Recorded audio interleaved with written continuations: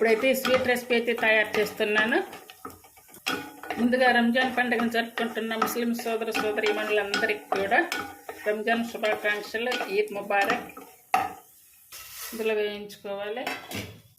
అలాగే కొబ్బరి ముక్కలు, పచ్చి కొబ్బరి తీసుకొని ఇందులో వేసుకోవాలి. చూడండి, సేమియా అయితే ఇలా వేయించుకొని ఇప్పుడు వాటర్ తీసుకోవాలంటే ఇందులోనే వాటర్ పోసుకోవాలి. వాటర్ వచ్చేసి 2 కప్స్, ఒక హాఫ్ కప్పు పాలు తీసుకోవాలి, ఎక్కువ అవసరం లేదు. ఒక హాఫ్ కప్ తీసుకొని బెల్లం, ఇది ఉడికేటప్పటికి కరెక్ట్గా ఆ నీరంతా పోవాలన్నమాట. అంటే పోతుంది చూడండి, ఇలా వచ్చి అలాగే లవంగం. ఇప్పుడు ఆ వాటర్ అంతా పోయింది కదా. ఇప్పుడు ఈ టైంలో ముందుగా వేయించుకున్నటువంటి నట్స్ వేసుకోవాలి. ఈ సేమియా అయితే ఇలా పొడి పొడిగా వస్తుందన్నమాట. ఇప్పుడు స్టవ్ ఆఫ్ వేసుకోవాలి. పైన కొంచెం నెయ్యి వేసుకోవాలి. అంతే అండి.